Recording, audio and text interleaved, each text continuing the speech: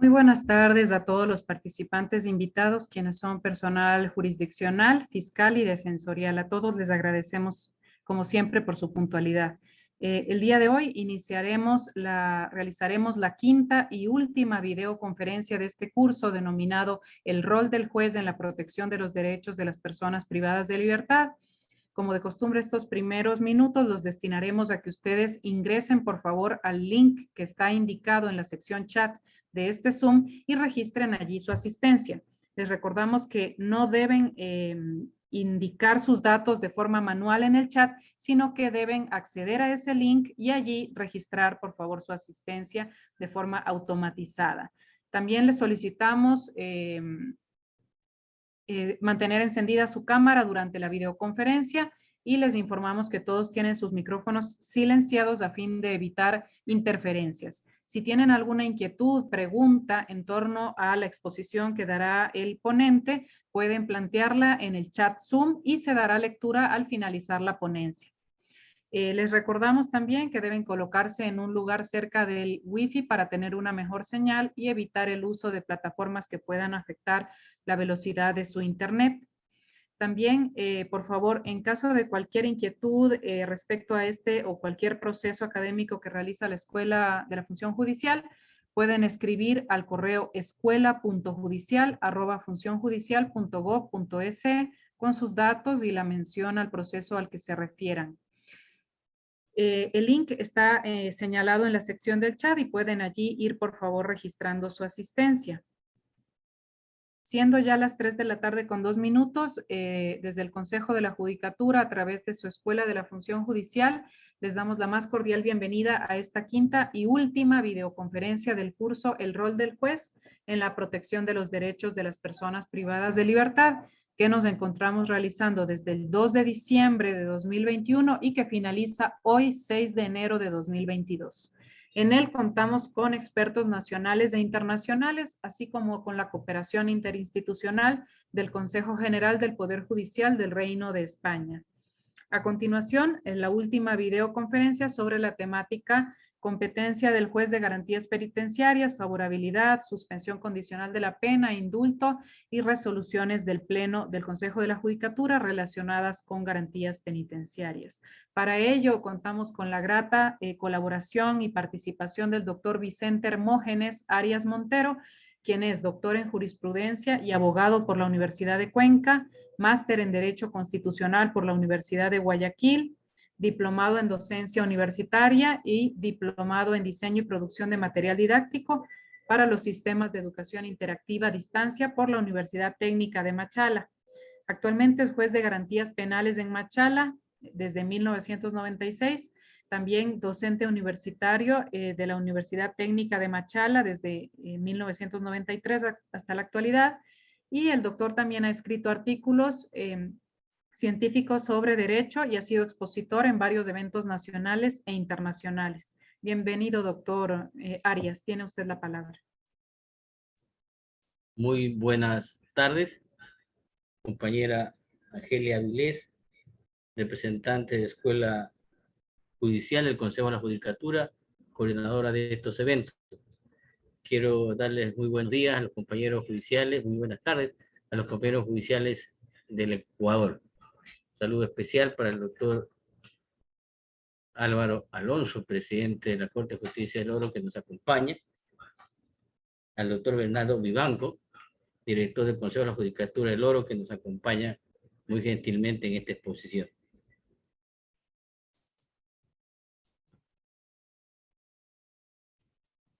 La Escuela Judicial me ha encomendado, en la medida de mis limitaciones, trataré de exponer el rol del juez en la protección de los derechos humanos de las personas privativas de libertad. Como ustedes conocen, en nuestra legislación se establece la especialidad de los jueces de garantías penitenciarias, pero que en la práctica se está limitando. Se está disponiendo que el juez penal haga las competencias de garantías penitenciarias en la mayoría de las provincias del país. Entonces, los jueces de garantías penitenciarias tienen el derecho, tienen el deber de garantizar las garantías de los privados de libertad. Y después vimos una crisis carcelaria que evidentemente implica en los derechos humanos y en la criminología, porque los delitos en un país tienen que ver con las esferas sociales, con los conflictos sociales, con el nivel económico y también con los tipos de criminología que tenemos por cada una de las personas. Al hablar de los derechos de los privados de libertad, estamos hablando de los derechos humanos, de este grupo de personas. Los derechos humanos muy amplio. Hay un pensamiento que nos dice lo siguiente: uno de los parámetros para medir el respeto a los derechos humanos en un Estado es analizar cómo el Estado trata a las personas privadas de su libertad. Así que ese es el índice importante para medir cómo un Estado respeta los derechos humanos. Son personas al igual que los que estamos en libertad. Entonces, al hablar de los derechos de los privados de libertad, tenemos que necesariamente dar una conceptualización de los derechos humanos que para algunos es conocida. Los derechos humanos son atribuciones inherentes a todos los seres humanos, sin distinción alguna de nacionalidad, de residencia, de etnia y orientación de género. Son derechos inherentes a los seres humanos y es responsabilidad de los estados y es responsabilidad de los particulares. El Estado tiene el deber de darnos a los ciudadanos salud, educación, y tiene el deber de dar una justicia pronta, una justicia sin dilaciones. Y los privados de libertad tienen también derechos humanos dentro de un Estado constitucional de derechos y justicia social, como lo establece nuestra Constitución en su artículo 1, la Constitución llamada de Montecristi del año 2008. Pero ¿desde cuándo encontramos los derechos de los privados de su libertad? A veces nos limitamos a decir que desde la Declaración Universal de Derechos Humanos de 1948, y tenemos más antes también, como la Declaración de los Derechos del Hombre y del Ciudadano de 1789, que es la primera declaración sobre derechos humanos de la Revolución Francesa, cuando planteaba la independencia de los poderes del Estado. Y ahí nos decía en su artículo 7, ningún hombre puede ser acusado, arrestado o detenido, salvo los casos determinados por la ley. Ya no está hablando de los derechos humanos de los privados de su libertad. Todos los hombres, no dice, deben considerar inocentes a no ser declarados culpables y de acuerdo a un justo proceso penal. Entonces, estos derechos humanos de los privados de libertad lo vamos viendo desde mucho antes de la Declaración Universal de Derechos Humanos. Hemos hecho una revisión de la Declaración Universal de Derechos Humanos y no hay articulados específicos sobre los privados de libertad, pero hace referencia en el contexto de la declaración cuando incluye la prohibición de tortura, el derecho a un juicio imparcial, la presunción de inocencia. No está hablando de una manera directa de estos derechos y garantías mínimas a favor de los privados de su libertad. Al hablar de los derechos humanos de los privados de libertad, no podemos dejar de hablar de un ciudadano, Nelson Mandela. Es un encarcelado en Sudáfrica que luchaba por los derechos de su país. Y él, por defender su tesis, su defensa de derechos humanos, que fue condenado a cadena perpetua desde 1962 hasta 1990, pero él, sin embargo, estar encarcelado, seguía en su lucha interna, tenía sus fuerzas, su incidencia, hasta que finalmente en el año 1900, salen las láminas, Argelia. No, doctor. En este momento puede usted compartir pantalla. Hola. Hola. ¿Sí? ¿De parte?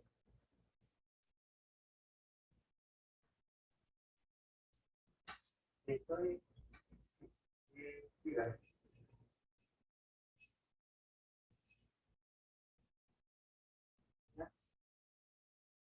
Sí. Sí, sí.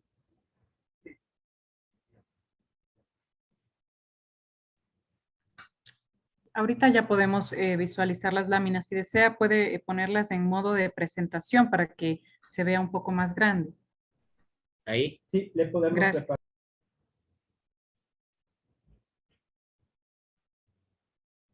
Entonces, decirnos que lograr los derechos humanos de los privados de libertad, no debemos dejar de anunciar o mencionar a Nelson Mandela, que fue encarcelado por su lucha de derechos humanos en Sudáfrica, fue encarcelado a cadena perpetua y en el año 1990 tuvo amnistía, después fue declarado presidente de Sudáfrica, obtuvo el Premio Nobel de la Paz, y después la Asamblea Nacional de las Naciones Unidas habla de las reglas mínimas de los privados de libertad, tomando y habla de las reglas de Mandela, tomando en cuenta esa lucha, esos principios que lo daba Nelson Mandela, y ahí nos decía él que cómo valorar los derechos humanos, que debe haber diferencias mínimas entre los ciudadanos privados de libertad y los ciudadanos en libertad. Ahí es cuando estamos hablando de la dignidad del ser humano privado de su libertad. Las reglas de Mandela fueron aprobadas en el año 2015. Y pues llegamos al Ecuador, los fines de la pena. La pena tiene que ver básicamente, y es el gran debate, que muchas veces en los problemas carcelarios se lo determina que se quiere aplicar, darle como responsabilidad al juez penal o juez de garantías penitenciarias. Y hay que ver si el Estado está o no cumpliendo con la normativa que se ha establecido en la propia Constitución. El artículo 201 de la Constitución de la República y el artículo 673 del COVID señala que el fin de la pena es la rehabilitación social. Tiene que procurar la reinserción social de la persona que por algún motivo se encuentra encarcelado. Y hay que establecer diferencias, ¿no? Es lo mismo un privado de libertad por una contravención, un privado de libertad por un delito culposo como accidente de tránsito, y aquel que tiene una pena por un delito de robo, de crimen. Y luego hay que, además de eso, lo que yo decía, la criminología.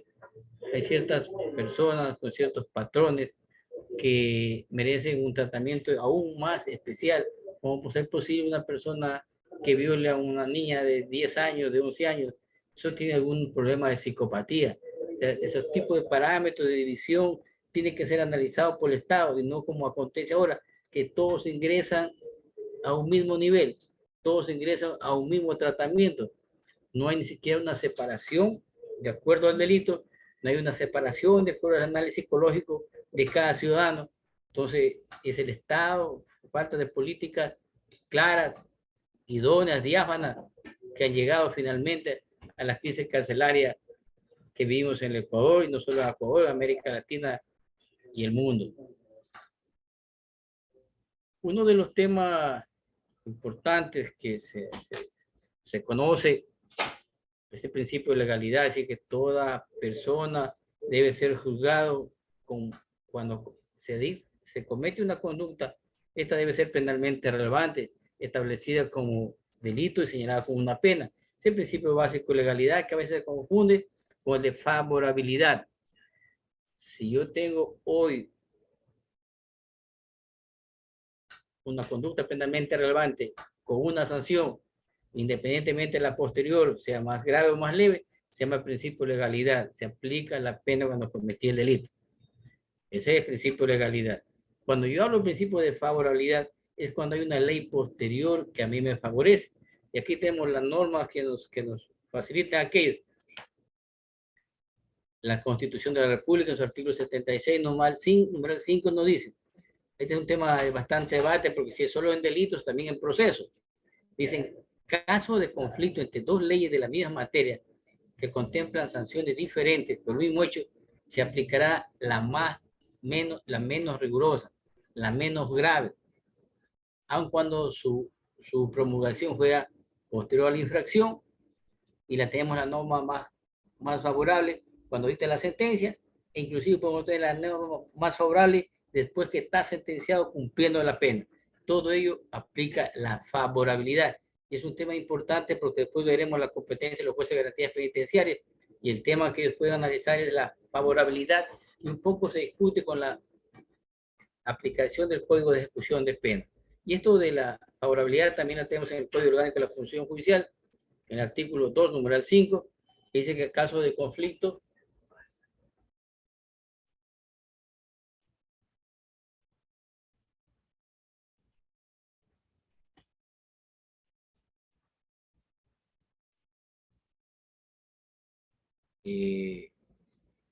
Freddy,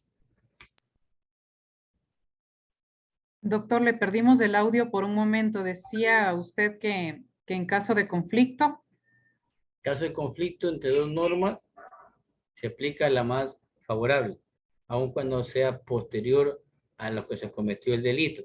Y lo encontramos en el artículo 76, numeral 5 de la Constitución, artículo 5, numeral 2 del Código Orgánico Integral Penal.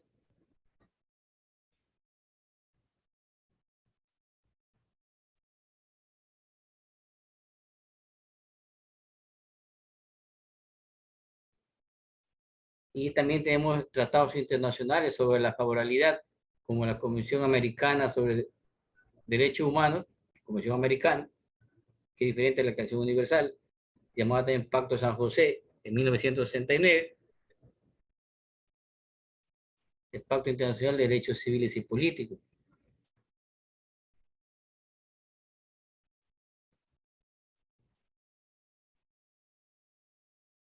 Sí tiene la competencia.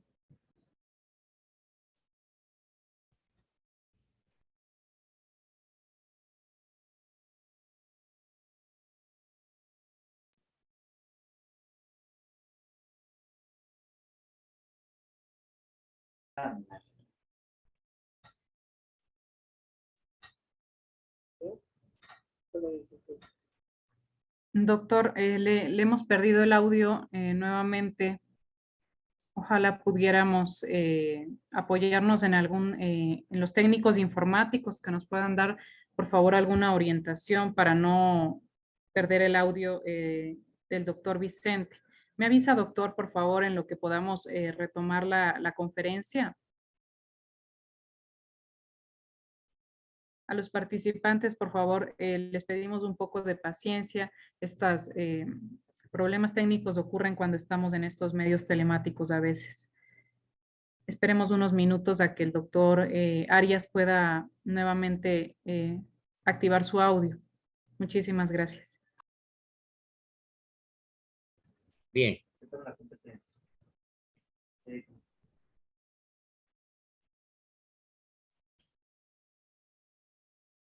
Estamos en la competencia de los jueces de garantías penitenciarias en el tema de la favorabilidad. Entonces,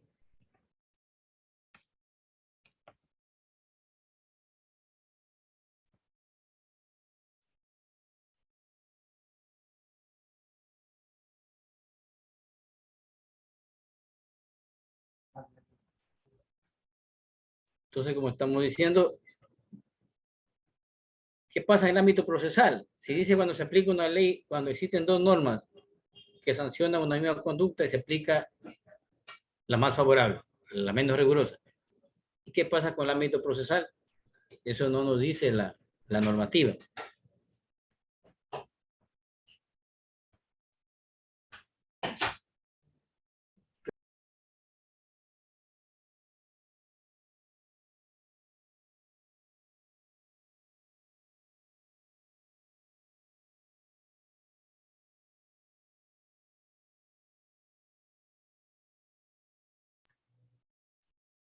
Doctor Vicente, ¿desea que hagamos una pausa de 5 minutos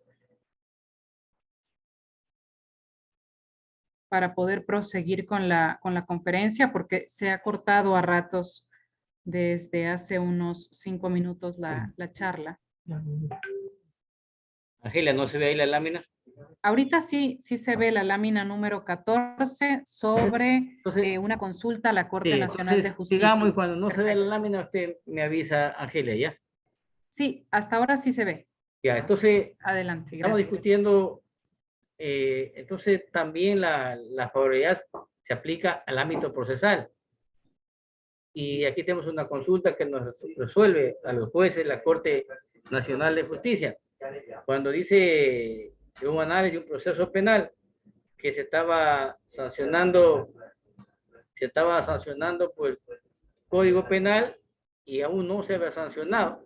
entonces aplicamos el COID.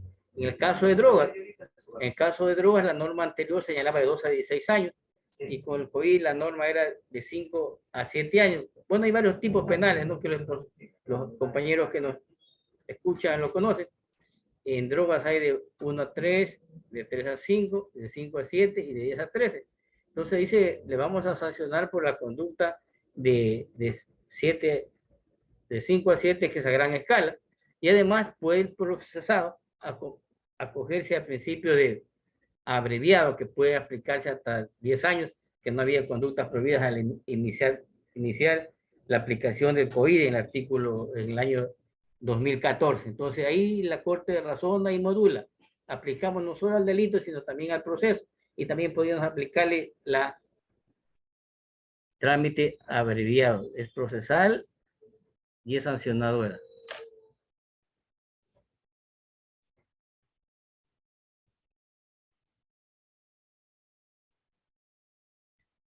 ¿Quién aplica la favorabilidad? Un tema que ha generado debate entre los jueces de garantías penitenciarias. Entonces, puede aplicar el juez penal, porque tramita los ordinarios, puede aplicar el Tribunal de Garantías Penales, puede aplicar la sala penal, puede aplicar la sala de casación. Y aquí viene, y una vez ejecutoriada la sentencia, ya está ejecutándose la pena, quien aplica la favorabilidad, y es el juez de garantías penitenciarias. Puede estar el ciudadano prófugo, corresponde al juez de garantías penitenciarias. ¿Y dónde está la norma de respaldo? El Código Orgánico de la Función Judicial, el artículo 200, que da las competencias a los jueces de garantías penitenciarias. El artículo 230, numeral 9, dice que es conocer y resolver las situaciones que sean más favorables al privado de libertad. Entonces, cuando es en ejecución, o cuando eres prófugo, ya le corresponde al juez de garantías penitenciarias, porque una vez ejecutoriada la sentencia, corresponde ya al juez de garantías penitenciarias. Ha habido resoluciones reiterativas en este sentido de la Corte Nacional de Justicia, sobre todo con el procesado prófugo, porque hay un debate, porque el juez de garantías penitenciarias en lugar de centro de privación de libertad, y se entendería en primera regla que es para el privado de libertad, y que el procesado prófugo no sería el juez de garantías penitenciarias, pero ya han habido una resolución de la Corte Nacional, dice que ejecutoría la sentencia, se remite al juez de garantías penitenciarias para que procure su localización y garantice todos sus derechos. Entonces, ¿dónde nacen las competencias del juez de garantías penitenciarias? Y la tenemos en el artículo 666 del COID,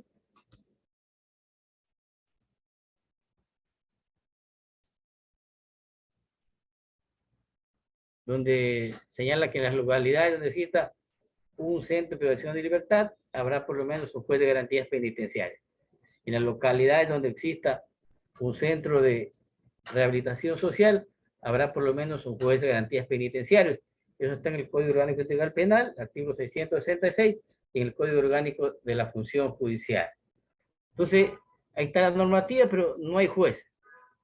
No hay jueces. Uno de los principios del derecho jurisdiccional es la especialidad, pero por falta de recursos no ha habido jueces de garantías penitenciarias, y en algunos casos, al mismo juez penal que pone la sentencia, le toca conocer las garantías penitenciarias, que existe como un prejuicio privado de libertad. ¿Cómo es que el mismo juez que me sentenció ahora me está controlando mi derecho como privado de libertad?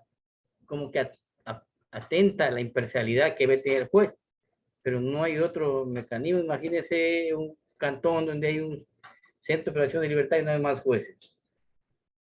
Entonces, frente a esta disyuntiva, tenemos algunas resoluciones de la Corte, del Consejo de la Judicatura,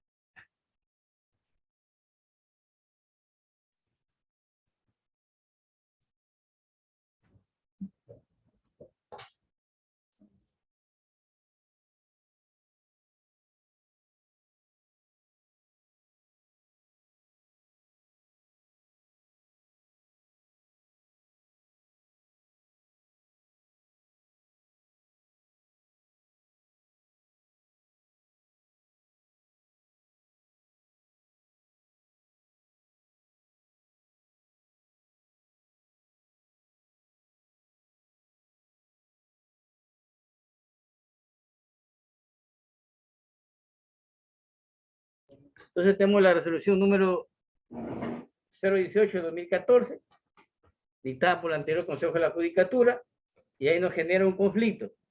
Dice, artículo 1, ampliar la competencia en razón de la materia a los jueces de garantías penales de primer nivel con asiento en las ciudades donde existan establecimientos penitenciarios para que resuelvan asuntos relacionados con la materia. Y ojo, artículo 230 del Código Orgánico de la Función Judicial.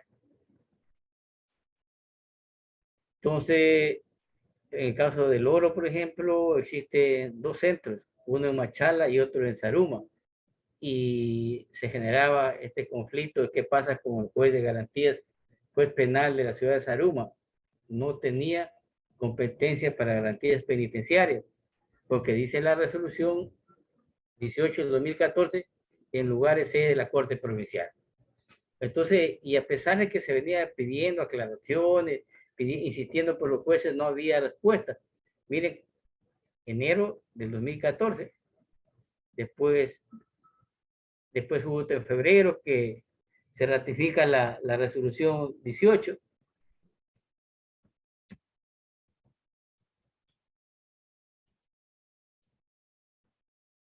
Y finalmente tenemos la resolución 166 de 2019, hace 2 años, y donde cambia, dice, en los lugares donde exista un centro, ya no es la capital de la provincia, en los lugares donde exista un centro de rehabilitación social o de privación de libertad, entonces los jueces penales conocen garantías penitenciarias y establecen las contempladas en el artículo 230, las que venimos hablando. Y en consecuencia deroga las del 2014. Que viene un conflicto, ¿qué pasa con la suspensión condicional de la pena? La ampliación de la competencia es para los casos del artículo 230 y la suspensión condicional de la pena del artículo 235. 232 no a la suspensión de la pena, ¿no es cierto? Que se puede suspender la pena, dice, y ahí nos dice, el artículo 232 del COI, el juzgador de garantías penitenciarias sea que cumpla, vigile el control de cumplimiento de las condiciones. Cuando la sentencia sea incumplida, se ordena inmediatamente su ejecución. La ejecución de la condena. Hay un conflicto que debe ser resuelto por el Consejo de la Judicatura porque resulta que hay unas provincias muy numerosas como el Guayas, Pichincha, ¿no es cierto? Que hay cantones donde no hay centro de privación de libertad. ¿Quién debe controlar entonces la suspensión de la pena? En mi opinión, la suspensión de la pena la debe controlar el mismo juez que dictó la competencia, dictó la sentencia, y no el juez de garantías penitenciarias. Hay un tema para el Consejo de la Judicatura, porque las resoluciones que hemos analizado le da competencias penitenciarias de la establecida en el artículo 230 y no la del 362 del COIP. Además, se está atentando contra la tutela judicial efectiva, porque una de las condiciones en la suspensión condicional de la pena, normalmente es la presentación mensual o periódica de la persona que se lo está vigilando, y eso lo hace ante el juez. Entonces, imagínense el Guaya de un cantón, que no es la capital, hacer lo que se presenta en la ciudad de Guayaquil, en otras ciudades, Manabí, etcétera, etcétera. Entonces, yo sostengo que debe ser el mismo juez que dicte la suspensión condicional de la pena que vigile su cumplimiento. Y eso apunta a una justicia, a una tutela judicial efectiva y no a generar una drama, confusión al usuario, a la víctima para saber si el procesado, el condenado cumplió o no con sus requisitos. Y otro tema que también se está generando es quién tramita la reparación. Tenemos la suspensión condicional de la pena, hay una reparación. ¿Quién controla la reparación? ¿El juez que dictó la sentencia o el juez de garantías penitenciarias?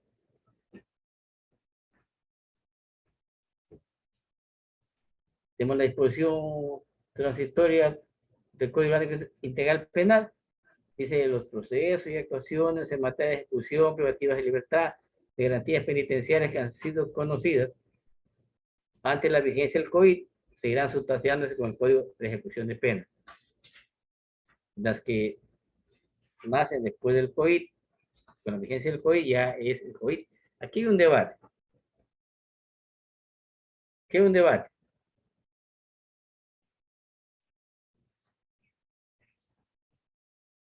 Aquí hay un debate. Entonces, seguimos con la reparación y por suerte tenemos una resolución de la Corte Nacional de Justicia, la número 11 del 2021, donde dice, caso de fuero común, la ejecución de la reparación a favor de la víctima impuesta en la sentencia condenatoria, la corresponde al juez que dictó la sentencia.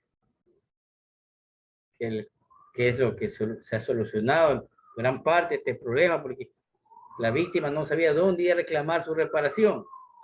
Si va a un juez de garantías penitenciarias, se va a otro cantón, es de un cantón, se lo reenvían a la capital donde está el preso, se lo reenvían a otro lugar porque le han dado traslado al preso, y eso se volvía un atentado a eso que debe ser una justicia pronta, una justicia sin dilaciones.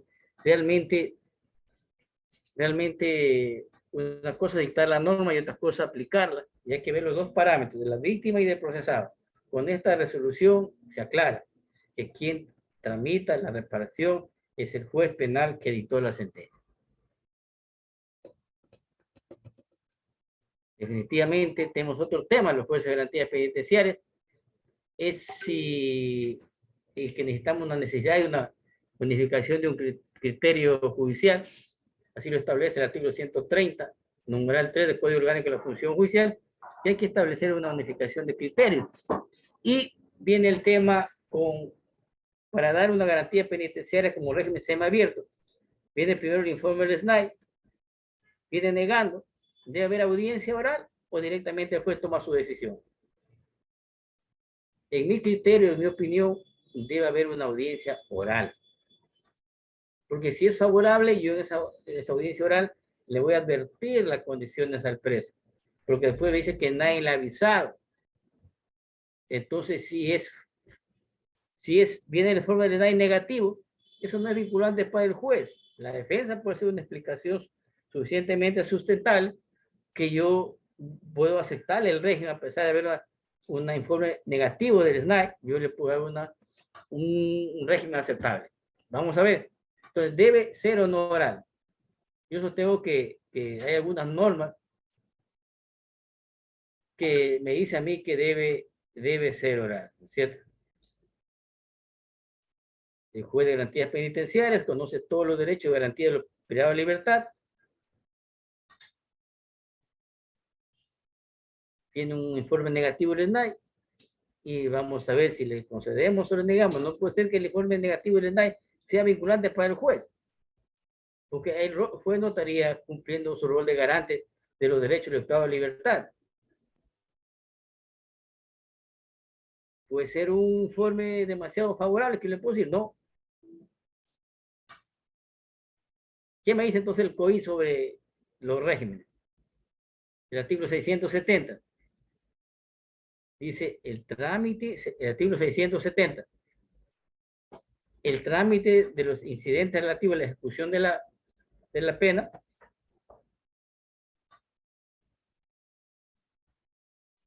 es público. Se notificará a las partes. Contra la resolución puede haber un recurso de apelación. Esto guarda con la oralidad que me señala la Constitución, artículo 168, número 6. Oralidad, Código Orgánico Integral Penal, artículo 5, número 11, cuando habla de los principios rectores de un proceso penal. Y cuando Código Orgánico de la Función Judicial, artículo 18. Para mí debe haber una audiencia oral. Entonces, aquí estamos, yo he tenido casos que vienen informes negativos y que le he dado régimen. Recién tuve un caso de un ciudadano que cumplía el 60% y no tenía un nivel de convivencia aceptable, según el reglamento del Sistema Nacional de Rehabilitación Social. A los 6 meses él puede pedir una reconsideración. Él pidió a los 6 meses y el nivel de convivencia lo había superado. Tenía 4 y ahora tenía 7. y el SNAI le suma las cuatro calificaciones y no llega a 5. Yo le digo, no, ratito, yo ya le califiqué cuando tenía 60%, y él tiene una calificación de 4/10 y necesitaba 5. Pero él ahora en el 60% se eleva y llega a 7. Yo le califico de ahí para acá, entonces me está demostrando que sí tiene un interés para la rehabilitación y le concedo el régimen. Es una persona que está presa por primera vez, es una persona que no tiene sanción disciplinaria, es una persona que el informe psicológico me dice que es proclive a la rehabilitación. Entonces yo le analizo el comportamiento del privado de libertad en su totalidad, no porque un parámetro no cumple, ya debe quedarse. Yo por eso sostengo entonces que el juez debe convocar audiencia y el juez, si tiene la posibilidad, la potestad, en base a este derecho de la progresividad de derecho, de un Estado de Derecho y justicia social, darle una oportunidad y darle un régimen. Es un tema bastante polémico y son temas de discusión, de debate de la escuela judicial que la colega Angelia debería ponernos en la mesa del tapete. Otro tema, ¿quién se debe ordenar los traslados de privado de libertad? Si es el SNAI o es el juez de garantías penitenciarias. Yo te digo un caso que dice, hay un anuncio de un levantamiento carcelario, están pidiendo el traslado y le voy a dar. Eso se lo puede hacer dentro de un contexto constitucional. Pero, por primer lugar, revisemos la norma. El reglamento del Sistema Nacional de Rehabilitación Social, ¿qué me dice? El traslado es una acción administrativa de la entidad encargada de los privados de libertad del Sistema Nacional de Rehabilitación Social. Eso es un ámbito exclusivamente de administración de los centros privados de libertad. No es del juez, es del SNAI. El privado de libertad puede apelarse. El mismo artículo 147 del reglamento me dice, apelación o impugnación del otro lado. Los privados de libertad podrán impugnar sus traslados de conformidad con las normas del COIT. Y vamos al COIT, artículo 666, 668, artículo 668 del COIT me dice, la persona privada de libertad puede apelar de la decisión de traslado, ordenado o negado, al juez. E inclusive, la negativa del juez puede recurrir al superior, puede ir a la sala. Ese es el orden. SNAI, juez, sala. Está plenamente establecido. Si por una situación de conmoción, de peligro, yo hago un análisis constitucional que lo puedo hacer, podríamos analizar, pero sin descuidar las normativas legales y reglamentarias que existen. Un tema que lo he querido analizar, que lo he querido exponer, porque hay un chat de los jueces de garantía penitenciaria y se genera un debate sobre este tema.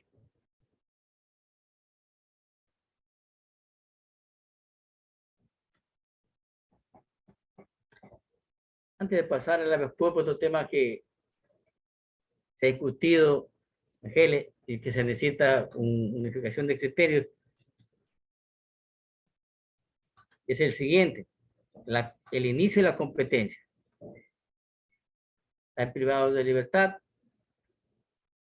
que dicen a mí tiene que aplicarme la norma de control de la pena cuando yo cometí el delito. Y otro criterio, la norma aplicable, el control, especial se llama control de pena, control y vigilancia de pena. Tiene que ser la pena vigente en el momento que se ejecutó la sentencia. No es un juez, no estamos sancionando juez penal. Únicamente el caso de favorabilidad que está plenamente señalada en la ley, es el que nos da de garantía penitenciaria para recurrir o analizar lo pasado. Pero para mí es la ley vigente en el momento que se ejecutó la sentencia. Se llama garantías penitenciarias que vigila el cumplimiento de la pena. Entonces no es que cuando yo cometí el delito, se permitía la prelibertad cumpliendo las 2/5 partes, 40%, y ahora me pide 60%. Pero si la pena se ejecutó vigente el COIT, tiene que cumplir el 60%. Es un caso por ahí, ustedes se recordar de un señor sancionado, un capitán del ejército, Telmo Castro, que en paz descanse. Él fue sentenciado por una pena y le aplicaron una ley anterior, favorabilidad en este sentido, y después hubo algunas críticas, algunas contra el juez. Mi opinión es seguridad jurídica, normas claras, se debe aplicar la pena vigente, por lo menos que está ejecutoriada la sentencia. Y ahí otro tema también, ¿qué pasa si el secretario no sienta la razón por demasiadas ocupaciones que tenemos que procesar, sienta la razón después de 6 meses? No, las penas se ejecutaría 3 días hábiles después de no haber interpuesto recursos. Nosotros ya como jueces conocemos que en materia penal corren todos los días menos para ejecutar, menos para interposición de recursos. En materia penal corren todos los días menos para interponer recursos. Por lo tanto, dictar la sentencia 3 días hábiles y de ahí está ejecutoriada. Independientemente que el secretario a los 6 meses ponga la pena a partir de la pena a la presente fecha que emite la relación se encuentra ejecutoriada. No, no. Ese es Estado constitucional de derecho y justicia social, que no se puede violentar los derechos de las personas privadas de libertad o de cualquier ciudadano por una falla de forma. Lo que hay que entender en su contexto, que es el espíritu de la ley, es el análisis teleológico, la intención de la ley, que toda sentencia se ejecutaría después de 3 días hábiles que no se han interpuesto de recursos, que se han agotado los recursos. Excepto el de revisión, que puedo plantear en cualquier momento, excepto el de acción extraordinaria de protección, que no impide la ejecución de la sentencia. Son los temas básicos del juez de garantías penitenciarias para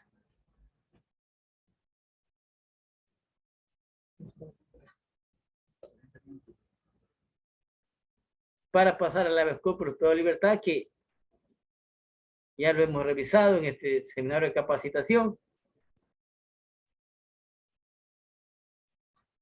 pero que nunca está por demás recordarlo para afianzar los criterios. Derecho a la libertad, que lo encontramos en el Pacto Internacional de Derechos Civiles y Políticos. Ustedes saben que todo análisis de tratados internacionales, constitución y ley.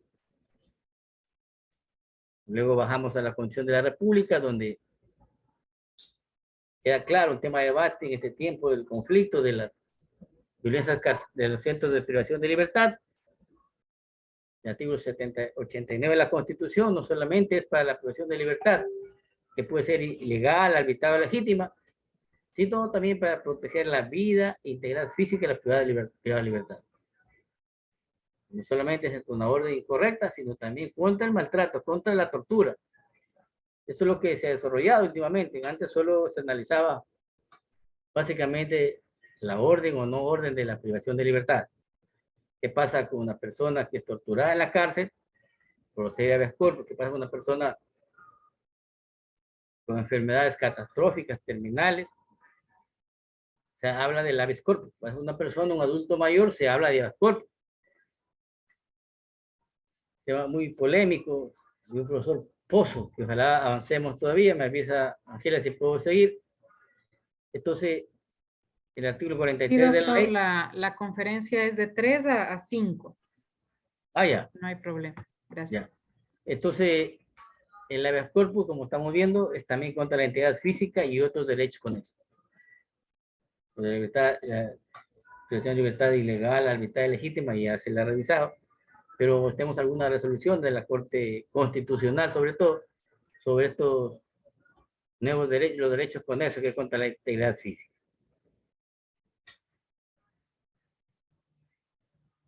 ¿Qué pasa con adultos mayores con enfermedades catastróficas? ¿Qué nos ha dicho la Asamblea Nacional? ¿Qué nos ha dicho la Presidencia de la República? Ustedes saben que para esto también hay las amnistías, hay el indulto, que es otro tema también de análisis de los jueces de garantías penitenciarias.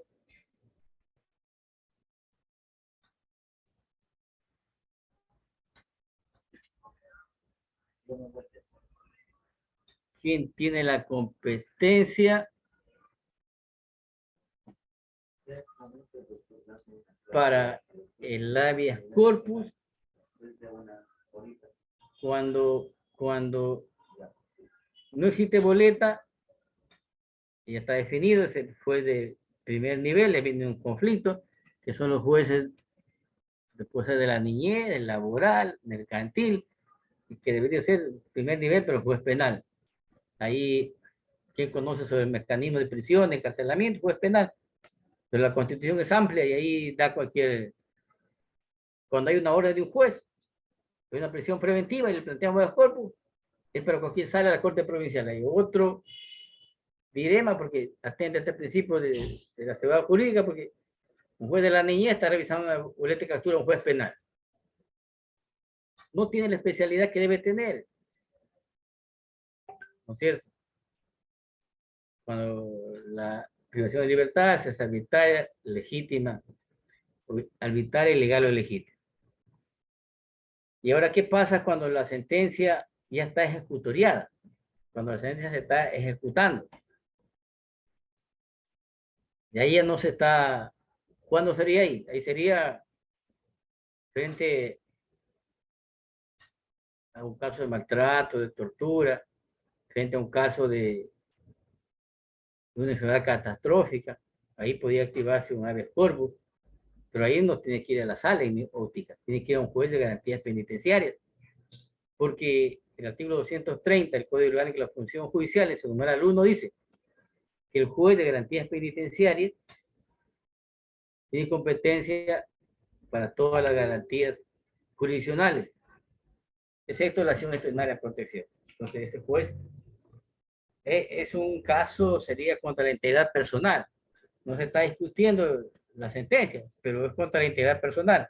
Maltrato. Personas con enfermedad catastrófica. Entonces, ahí debería ser un habeas corpus ante el juez de garantías penitenciarias. Porque además la norma así lo dice. El artículo 30, numeral 1, todas las garantías jurisdiccionales, excepto la acción extraordinaria de protección. Entonces, un poco complejo es la competencia. Eso es lo que mucho, hay una debilidad en conocimiento de los jueces, a veces de libre ejercicio, porque no hay la capacitación debida. De unos lados presentan a la sala, otros lados a veces presentan al juez, y se inadmite, y etcétera, etcétera. Ahí el problema de la inadmitir. Yo pienso que ahí debe haber una resolución del Consejo de la Judicatura. Si un ciudadano activa incorrectamente un habeas corpus, el juez debe derivarlo a quien considera competente. No puede inadmitirlo, está violentando el derecho a la justicia que plantea el ciudadano. Si yo considero que no es de mi competencia que hay una sala, debo inhibirme y remitirlo al que es competente. De esta manera no se está cerrando la puerta por la habeas corpus. Se genera ya un análisis jurisdiccional y que debería tomarse una decisión.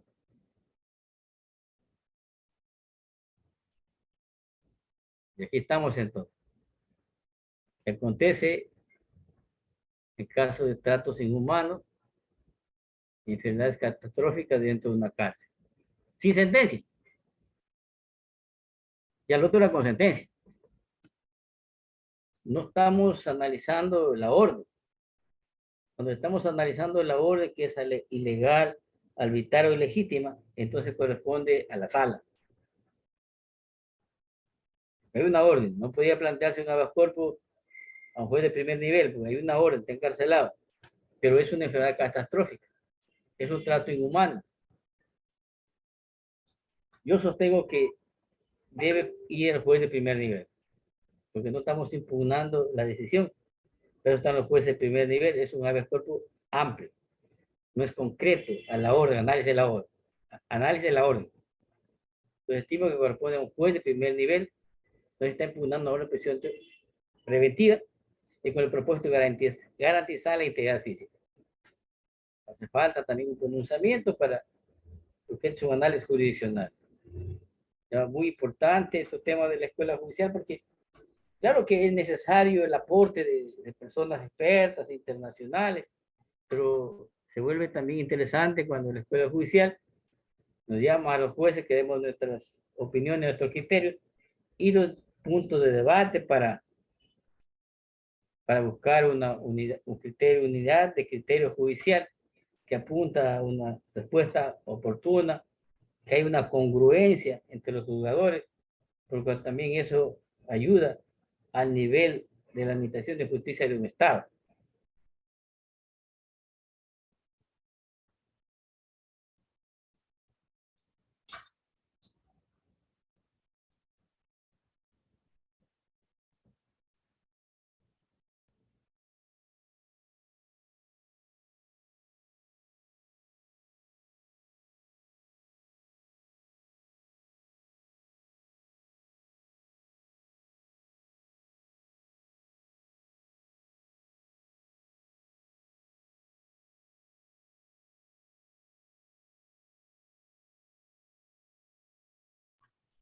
Doctor Vicente, le perdimos el audio otra vez. Ahorita creo que ya está bien. Angelia, ahí no se me escucha. Sí, sí, le escucho perfectamente y estamos observando la lámina 31 sobre habeas corpus ilegal, Correcto, arbitrario e ilegítimo. correcto. Esto Listo. vale, no debemos ningún juzgador en el área penal ni de garantías penitenciarias tener fuera de nuestra biblioteca la sentencia 247, raya 17, dictada por la Corte Constitucional, donde hace un análisis de lo que debe de entenderse por una privación de libertad ilegal, arbitraria o ilegítima. Y lo que más afecta es la arbitrariedad a los jueces. Dice la Corte, es ilegal cuando aquel que es ordenado a ejecutar en contravención a mandatos expresos de las normas que competen el ordenamiento jurídico.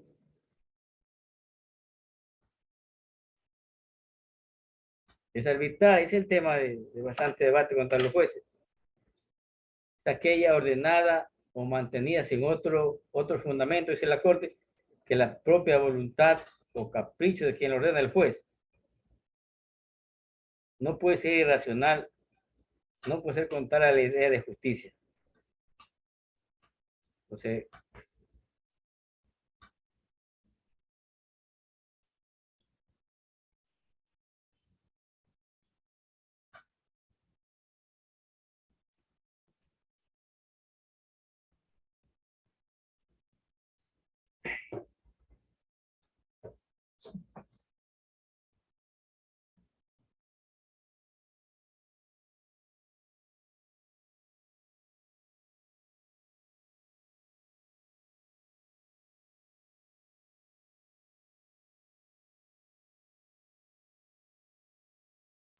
Doctor, le perdimos el audio. ¿Puede por favor activar su micrófono? Se está activando y desactivando a ratos. Ahorita sí. Podemos continuar. correcto. Ya. Gracias. Este es el tema de debate que afecta a los jueces. Entonces dice que arbitraria cuando es ordenada o mantenida sin otro fundamento que la voluntad del juzgador, esta no puede ser irracional, contraria a la idea de justicia. Entonces hay una resolución de la Corte Constitucional que dice, ¿qué pasa cuando una persona se le aplica la favorabilidad que debería estar libre? Por ejemplo, el tema que vimos anteriormente. La droga estaba sancionada en la ley de drogas de 12 a 16 años, pero por el peso le toca una pena de 5 a 7 años. Y él ya está los 7 años. Esa es una privación arbitraria, dice la Corte Constitucional. Porque no se le ha dado una respuesta oportuna. Una orden de privación de libertad que no hay sentencia dentro del año, el delito sancionado con más de 5 años y 6 meses en delitos menores, y ya es una orden Una prisión de libertad arbitral, ha dicho la Corte Constitucional. Y es ilegítima, es ordenada, ejecutada por quien no tiene potestad para qué. ¿No es cierto? En caso de delito flagrante, puede ordenar puede detener un militar, puede detener un marino, pero tiene que ponerlo inmediatamente a orden de la Policía Nacional. Ese procedimiento. Si los marinos, los militares, quieren traerlo directamente ante el juez, se vuelve una operación de libertad ilegítima.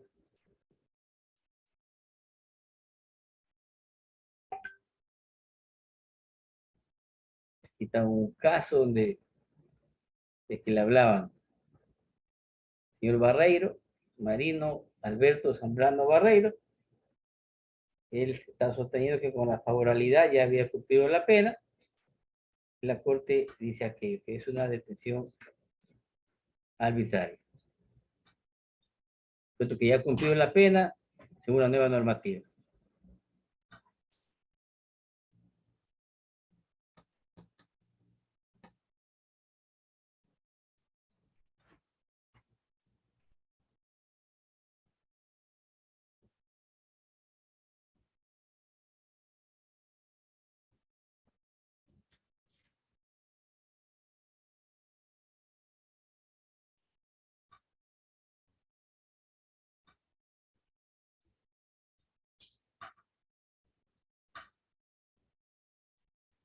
¿Qué acontece con adulto mayor enfermo?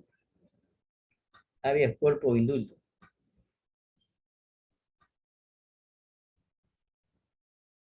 Artículo 89, para proteger la vida y la integridad física de la persona privada de su libertad.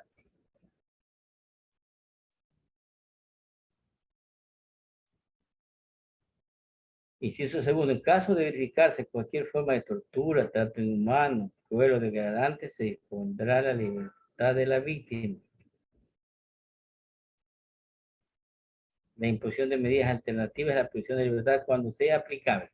Este es un buen debate. Ya tenemos alguna resolución de la Corte Constitucional.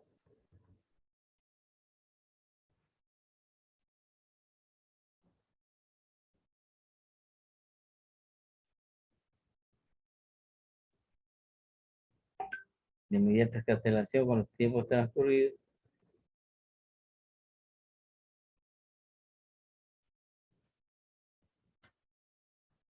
Aquí tenemos la sentencia número 017 18 de la Corte Constitucional, publicada en febrero de 2018.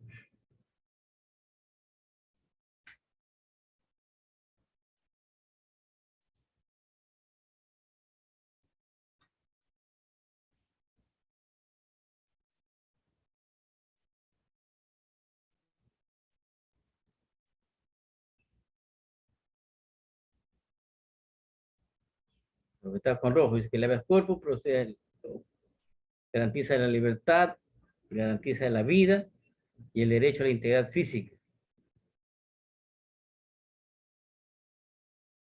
Puede no existir un proceso penal, puede existir un proceso penal, puede existir una sentencia ejecutoriada, por lo tanto, en cualquier momento procede una acción de habeas corpus.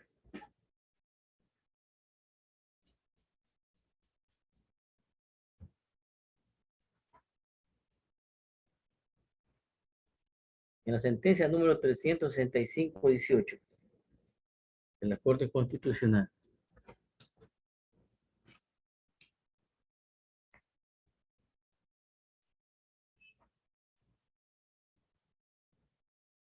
del 24 de marzo de 2021, existen varias sentencias de habeas corpus, de lo que estamos, el tema, ¿no? Que han sido torturas, tratos crueles, inhumanos, degradantes, y se dicta una sentencia vinculante.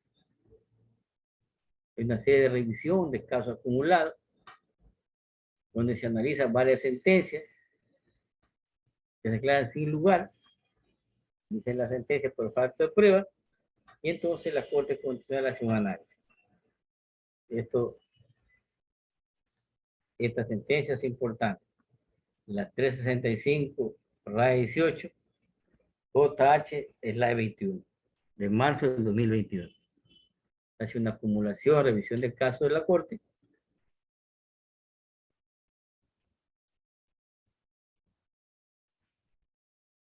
Que dice, si de la sustanciación de la acción se desprende que ha existido violación de la entidad física, el juez o juez,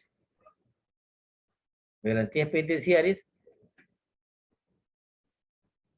deberá dictar todas las medidas necesarias para proteger la integridad personal.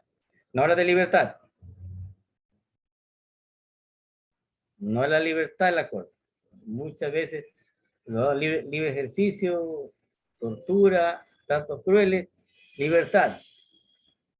Y la Corte me dice a mí que deberá dictar inmediatamente las normas, las medidas necesarias para proteger. Considerando, dice la Corte, que el habeas corpus no es un mecanismo para la revisión de la pena. Entonces, disponen, si denuncian maltrato en una cárcel, el habeas corpus se dispone de traslado a otra cárcel. Si tiene una enfermedad catastrófica, ordenan que haya la atención médica respectiva. Ese es el objetivo principal del habeas corpus. Y también presenta casos de excepción.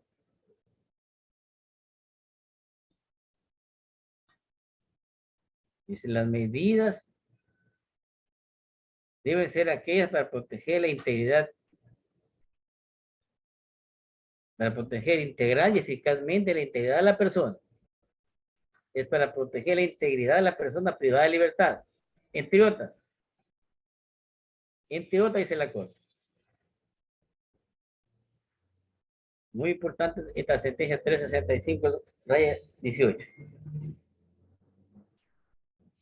Puede disponer de la atención inmediata y permanencia en un centro de salud hasta su recuperación y traslado a otro centro de privación de libertad. Maltrato. Que lo maltratan los guías, que lo maltratan otros presos, traslado. Por habeas corpus. Mire, si queremos hacer el traslado vía, como cuando hay desconocimiento, queremos hacer el traslado vía juez de garantías penitenciarias. Y el traslado ahí es vía SNAI. Pero sí que podemos hacer un traslado vía habeas corpus, esta es la norma. Como estamos que hay maltrato, traslado. Habeas corpus, atención oportuna.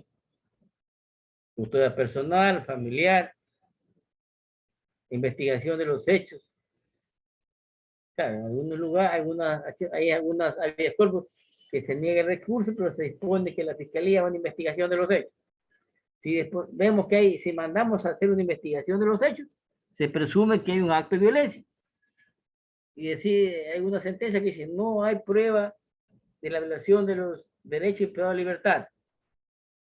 Por lo tanto, se niega. Sin embargo, de aquello, ordenamos la investigación a la fiscalía.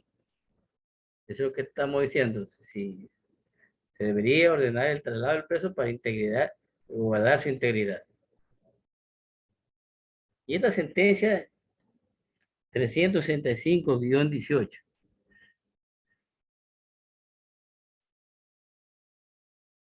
de 24 de marzo del 2021 es importante.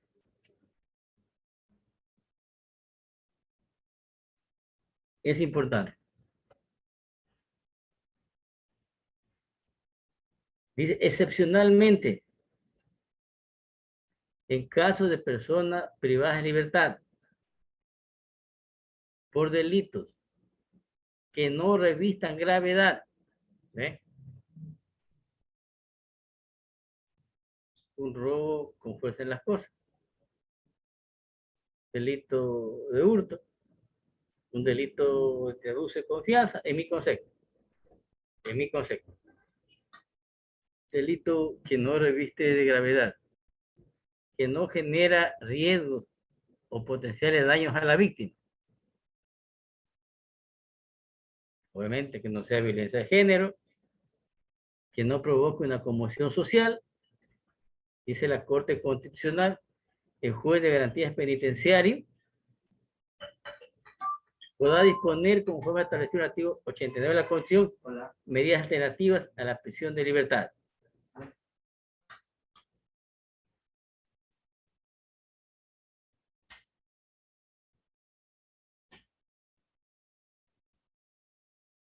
Personas que padezcan enfermedades catastróficas, siempre atendiendo el caso concreto y en forma motivada. Es de que hemos analizado nosotros que en caso de vulneración a su salud, debe darse atención médica, en caso de maltrato, puede darse traslado a otra cárcel. Sin embargo, aquí me dice la Corte Constitucional que excepcionalmente y en forma motivada, como es un caso que no revista gravedad, que no genere riesgos potenciales a la víctima, puede plantearse habeas corpus. Yo tengo un caso. Tengo un caso.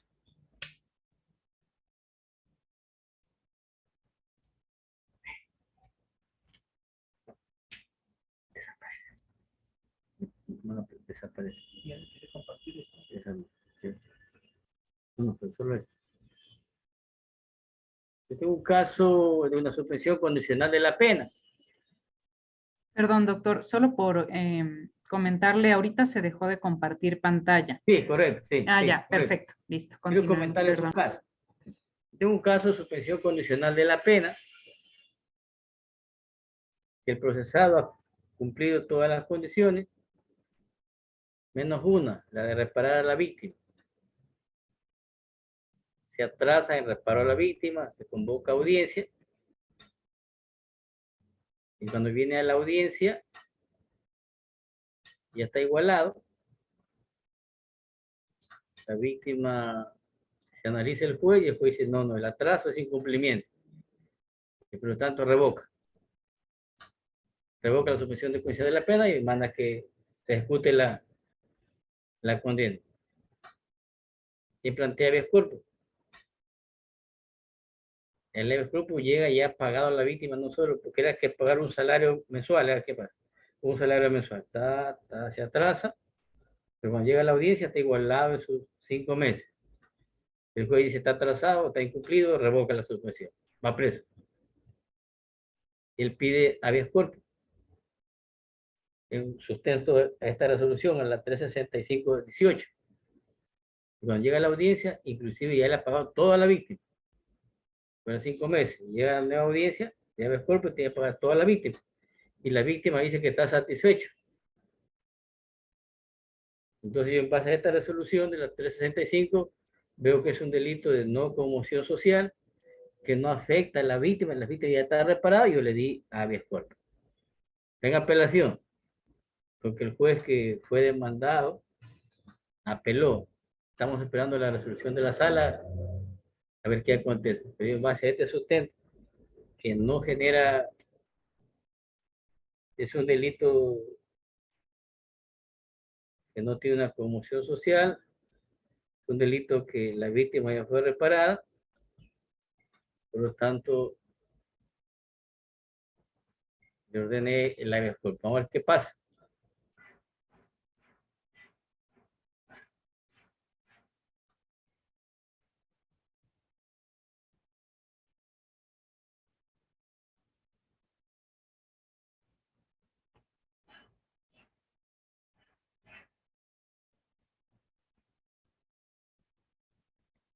Es un tema muy importante en cuanto a indulto de amnistía. Yo recién apliqué también un indulto.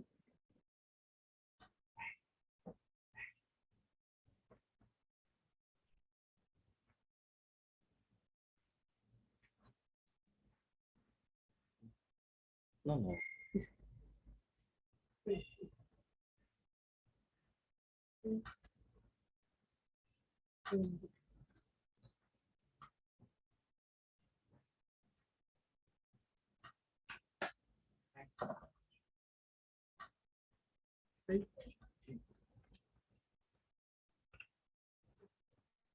Entonces,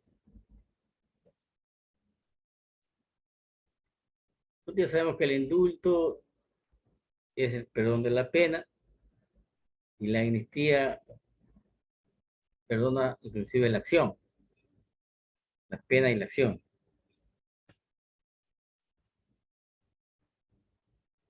Entonces, el problema del indulto de la Asamblea es muy complicado, porque en la Asamblea, de acuerdo a la ley orgánica, la función legislativa, tiene que haber una petición al CAL,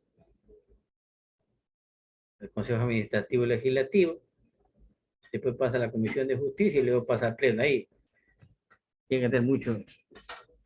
Entonces,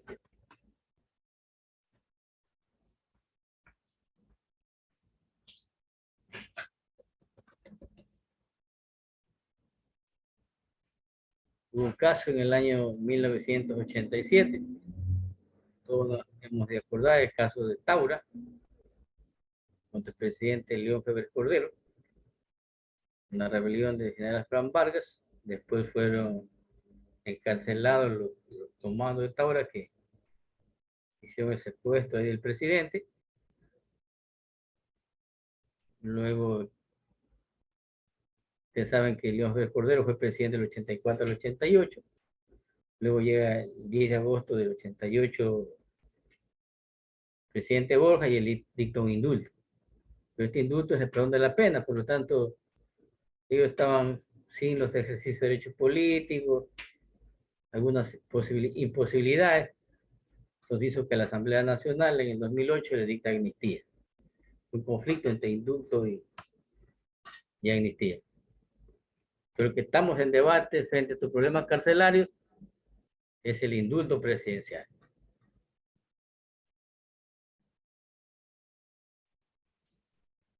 ¿No es cierto?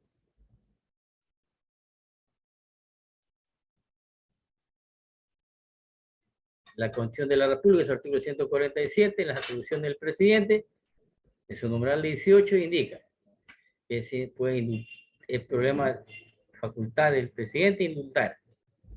Y luego está en el COI, artículo 74. Puede indultar, conmutar, rebajar la pena. Conmutar es poner otra medida. Indulto, perdonar. Conmutar otra medida. O rebajar.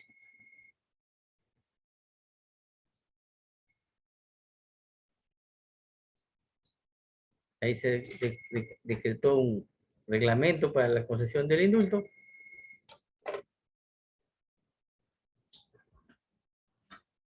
Y aquí hay algo importante. Vete este proceso de los conflictos carcelarios. El último decreto ejecutivo 265, de fecha 22 de noviembre del 2021, publicado el 7 de diciembre del 2021. Este es importante. Una de las últimas normas referente al indulto presidencial. Artículo 1. Indulto. Conceder el indulto presidencial a favor de las personas privadas de libertad. Que a la fecha del presente decreto cumplan los requisitos. Una o más de las siguientes condiciones: enfermedades catastróficas, enfermedades profesionales, tuberculosis,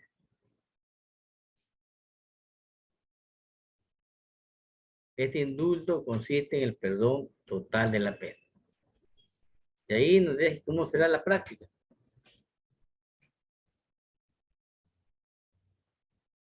Ya el presidente dice, no es que tiene que ir el expediente al presidente de la República, no. La ejecución de este decreto se encarga al Servicio Nacional de Atención Integral Personas Privadas de Libertad. Se coordina con el Ministerio de Salud. Entonces,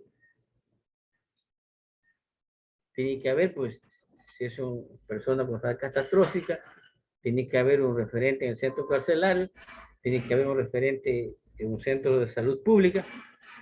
No es que hacemos un informe médico legal y se fue, no. Una vez comprobada esta información, miren, una vez comprobada esta información, no va el presidente, el SNAI, remite a la autoridad judicial competente el informe al que procede su descarcelación. Yo tengo un caso de indulto en base a este decreto ejecutivo 265. Ya lo puede revisar. Este es el número del caso. 07283, 2021, 06774. Un ciudadano con enfermedad catastrófica, existe el respectivo informe de los centros de salud, existe la respectiva historia clínica, existe la referencia que todos los días tenía que ir al centro, existe copia del certificado de historia clínica, existe el informe del ENAI, yo dispuse su descarcelación. Esto es uno de las, yo sostengo de la reglamentación más ágil para dar el indulto. Antes tenía que presentar un indulto, el SNAI presentarlo al presidente, el presidente aprobarlo. El presidente hace muchas cosas para estar cagándose de indulto. Esa es una de las reformas más trascendentes en cuanto al indulto.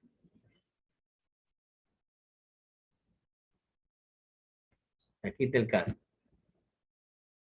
de mi práctica. Señor Pedro Maya, 67 años, con diagnóstico de insuficiencia renal terminal, tiene hipertensión arterial, dependencia de diálisis renal, todo un cuadro crítico complicado. Existe la historia clínica del Hospital Teófilo de Ávila, asiste continuamente al centro, el paciente debe continuar con tratamiento, dice el informe médico, por lo tanto, aceptamos el procedimiento especial. Está condenado por un caso de droga, no de las conductas prohibidas, porque hay conductas prohibidas según este indulto. El 7 de diciembre, quien le habla le dio la libertad.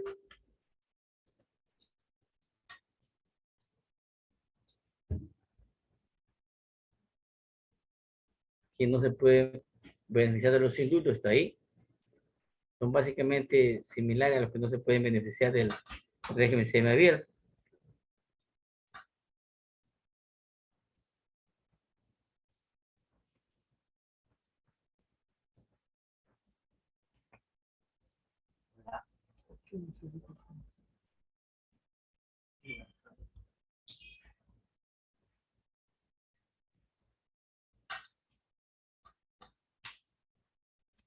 ¿Qué otro caso práctico? Porque queremos ya concluir. Todos lo conocemos, el caso, por la mayoría conocemos el caso del profesor Iván Leonidas Vázquez Pozo, un caso muy publicitado por las redes sociales. Era un profesor universitario, 81 años de edad, que decían que se lo salvaba en la matanza de la cárcel de Guayaquil. Ahí está el número de la causa, 09285-2017. Él tiene un delito por accidente de tránsito con resultado de muerte. Un delito de accidente de tránsito con resultado de muerte. Es importante este caso. A él primero la autoridad le da arresto domiciliario. Él dice que es profesor universitario, que tiene que salir y se la cambie a prestaciones periódicas. Después tiene sentencia condenatoria. ¿Cuál es el alumno? Y él ahora pide arresto domiciliario. Por una sentencia condenatoria de 5 años. Se planteó una foto en los diarios, se planteó el habeas corpus y a él se le concedió el habeas corpus. Es un análisis, yo entiendo que base a esa sentencia 365 de 2018, donde se dio el habeas corpus, y el habeas corpus sí puede dar entonces por determinadas personas la libertad. Bueno.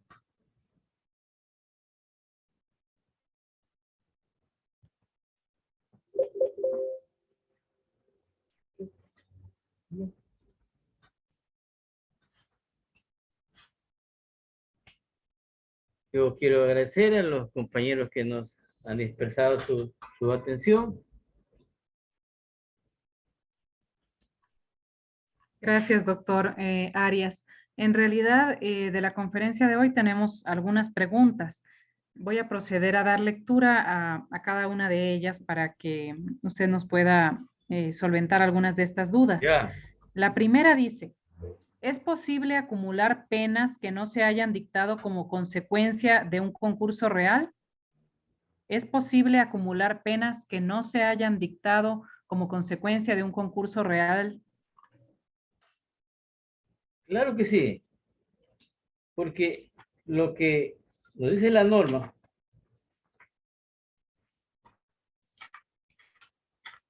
en mi calidad de juez de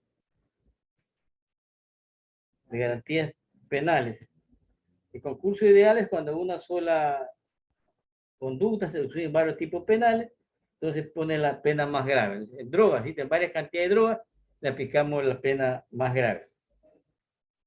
Sí, justamente era el comentario que hacía la doctora, porque terminaba diciendo, o se tiene como garantía de seguridad jurídica el que la pena mayor subsume a la menor.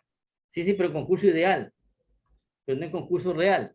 Ya. Concurso ideal cuando en una misma conducta se estructuran varios tipos penales. Entonces ahí va la pena mayor. Pero cuando es concurso real, son penas independientes.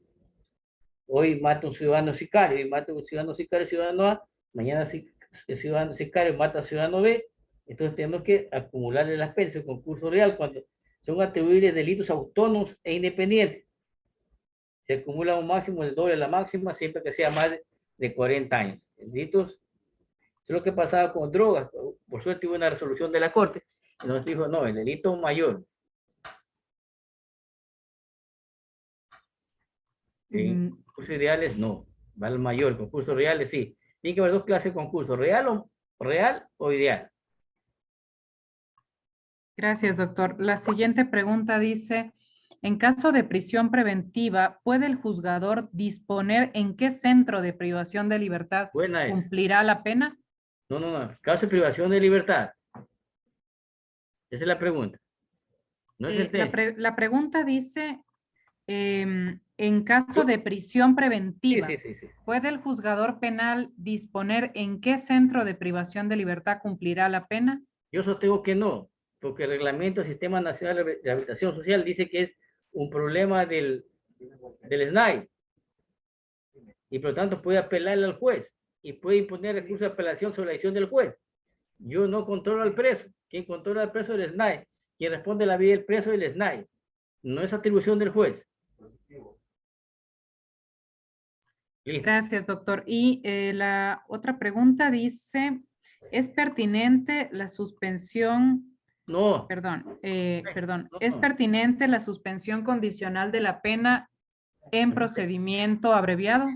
Y hay resolución de la Corte Nacional que dice que no. No es procedimiento de suspensión condicional de la pena en procedimiento abreviado, porque son dos, se va a favorecer dos veces. Ya en la procedimiento abreviado, pena atenuada. Y sobre eso todavía dice la casa, no es procedente. Yo estoy completamente de acuerdo con la resolución de la Corte Nacional. Si ya se acepta el procedimiento abreviado, tendría que esperar al régimen semiabierto. Gracias, doctor. La última pregunta dice, es un poquito larga, dice, el principio de favorabilidad se aplica cuando la ley posterior es más favorable. ¿Qué sucede cuando una persona fue procesada por un delito en base al Código Penal anterior, pero es sentenciado ya con el COIP y la pena establecida en el COIP es superior a la que establecía el Código Penal? Claro. El juez de garantías penitenciarias, ¿qué debe hacer? ¿Puede modificar la pena en razón del principio de favorabilidad, tomando en consideración que siempre se aplica cuando la ley posterior es más favorable? ¿Cuál es el juez competente para resolver la situación jurídica? Y en mérito de que existe ya sentencia ejecutoriada, ¿cuál sería el trámite en relación al principio de favorabilidad? Ahí me está diciendo ella que esa persona que cometió el delito cuando estaba vigente el Código Penal y que cuando lo sentenciaron, el COI tenía una pena más alta. Ahí se aplica legalidad. La ley, no, principio de legalidad. La ley vigente al momento que se cometió el delito.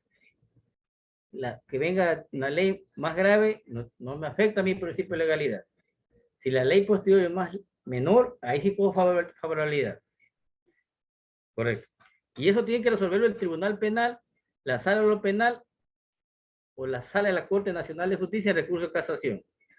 El juez de garantías penales, si me está diciendo que la pena más favorable es la que cometió antes,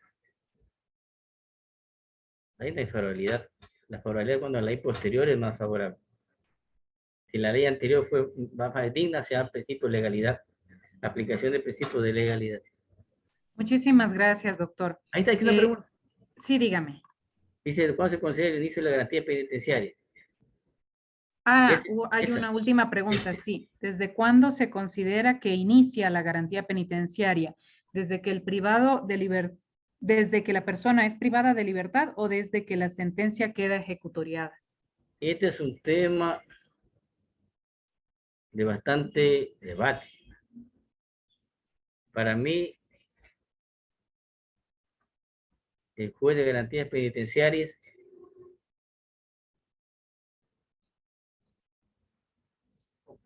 es competente desde el momento que se ejecutaría la sentencia, porque él va a vigilar el cumplimiento de la pena. Esas normas hay que aplicar. Si cuando él cometió un delito antes de la vigencia del COVID, que está vigente el Código de Ejecución de Penas, agosto de 2014, y fue sentenciado en el 2015, ejecutaría en el 2015, se aplica el COVID, norma vigente al momento de ejecutar la sentencia. Porque esa es la función del juez, vigilar el cumplimiento de la pena, excepto en caso de favorabilidad que la misma ley le está dando. Entonces yo le decía, no puede ser que una persona sentenciada en el 2016, que cometió el delito en el 2014, no me puede decir a mí, cuando yo cometí el delito, podía salir la prelibertad con las 2/5 partes, que es el 40%. No, yo le reviso como juez de garantía penitenciaria la pena vigente cuando se ejecutó la sentencia, 2016. Por lo tanto, ahí me dice que su derecho es cuando cumple el 60% de la pena. Esa es mi conclusión. Ejecutoría de la sentencia. Gracias, doctor. Bien, finalmente, la Escuela de la Función Judicial, a través de su directora nacional, la ingeniero Margot Astudillo, agradece la participación del doctor Vicente Hermógenes Arias Montero, juez de garantías penales en Machala, por esta conferencia que nos ha apoyado en este programa macro de formación continua que nos encontramos desarrollando en relación a esta materia tan sensible en los últimos meses en el país. A los participantes les informamos que la evaluación de este curso que finalizó el día de hoy será habilitada desde el día de mañana, 7 de enero, hasta el 14 de enero. Los datos de acceso para rendir la evaluación les serán notificados vía correo electrónico institucional, como de costumbre. Una vez que ustedes ingresen y rindan la evaluación, inmediatamente deben descargarse su certificado para sus archivos de su currículum. Esto lo podrán realizar en la plataforma Aula Virtual de la Escuela de la Función Judicial, a la que ustedes pueden ingresar indicando en usuario y contraseña su número de cédula sin guión o su contraseña personalizada en caso que ustedes la hayan personalizado. En caso que tengan problemas con la credencial de acceso a esta plataforma, por favor, deben escribir un correo a escuela.judicial@funcionjudicial.gov.es indicando sus datos y el nombre del curso, que en este caso el que finalizamos hoy es el rol del juez en la protección de los derechos de las personas privadas de libertad. Nuevamente les reitero, el día de mañana se les enviará por correo institucional el acceso para que puedan ustedes ingresar a rendir la evaluación del presente proceso. Nuevamente agradecemos muchísimo al doctor Vicente Arias por su ofrecimiento y colaboración con este proceso académico y damos entonces por concluido el evento del día de hoy. Muy buenas tardes con todos y un feliz año. Gracias, buenas tardes. Gusto saludarlo a todos.